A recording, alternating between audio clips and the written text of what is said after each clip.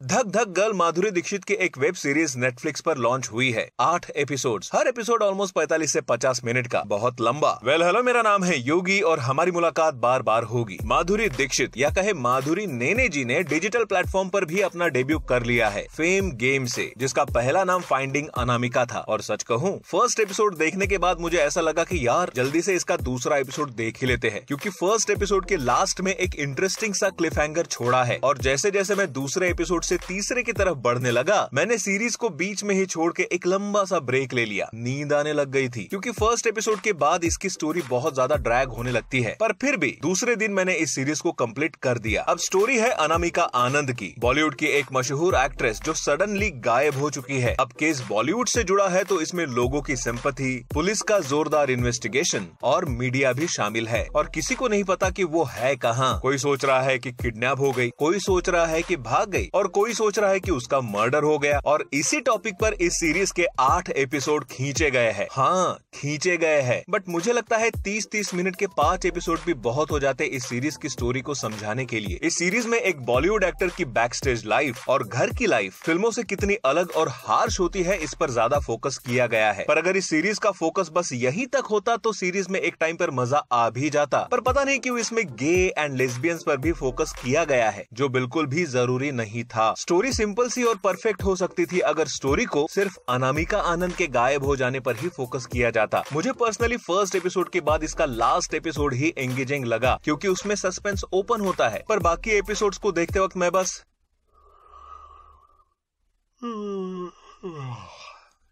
ऐसा ही कर रहा था। दैट मीन्स कहीं ना कहीं स्टोरी को एंगेजिंग नहीं बनाया गया। इसमें कुछ एक किरदार तो ऐसे है जो इस सीरीज में है ही क्यों, ये समझ में नहीं आ रहा। मतलब वो इस स्टोरी के साथ जबरदस्ती कनेक्ट करने की कोशिश कर रहे थे। हाँ, ये भी हो सकता है कि इसके सेकंड सीजन के लिए उन्हें बिल्डअप किया जा रहा हो। सीरीज को देखते वक्त मुझे लगा कि क्या ये एक फैमिली फ्रेंडली सीरीज है, क्योंकि गालियां है, बेड सीन्स है, इंटीमेट किसिंग सीन्स है, बहुत ज्यादा तो नहीं पर है। गे सेक्स के बारे में बोला गया है, दिखाया है। तो बाकी आप लोग तो समझदार हो ही। अभी सीरीज को पूरा देखने के बाद मैं ये सोच रहा हूँ कि क्या ये सब हमारे ओरिजिनल बॉलीवुड इंडस्ट्री में भी होता है? शायद हाँ, क्योंकि पब्लिसिटी पाने के लिए इस इंडस्ट्री में बहुत कुछ किया जाता है, जिससे लोगों का अटेंशन किसी फिल्म या एक्टर को मिल सके। और यही तो है फेम गेम। बाकी स्टोरी को थोड़ा बाजू में रखे तो इस सीरीज से जुड़े हर एक एक्टर ने बहुत अच्छा परफॉर्मेंस दिया है। माधुरी दीक्षित जी बहुत खूबसूरत लग रही है। और स्पेशल मेंशन करना चाहूंगा मुस्कान जाफरी का। She has done a tremendous job. एक स्टार का बेटा या बेटी होने का भी एक बहुत बड़ा प्रेशर होता है, वो उन्होंने बखूबी अपने एक्टिंग से लोगों को दिखाया है। बट फिर भी ओवरऑल अगर बात करूं तो ये बस एक वन टाइम वॉच सीरीज है। वो भी आपकी मर्जी है कि उसे बिंज वॉच करना है या टुकड़ों में देखना है, या देखना है भी कि नहीं, क्योंकि ये एक ऐसी सीरीज है जो 50-50 है। I mean, आधे लोगों को पसंद आएगी और आधे लोगों को नहीं। मैं दूंगा इस सीरीज को 2.5 आउट ऑफ 5 स्टार्स। मिलते हैं अगले वीडियो में।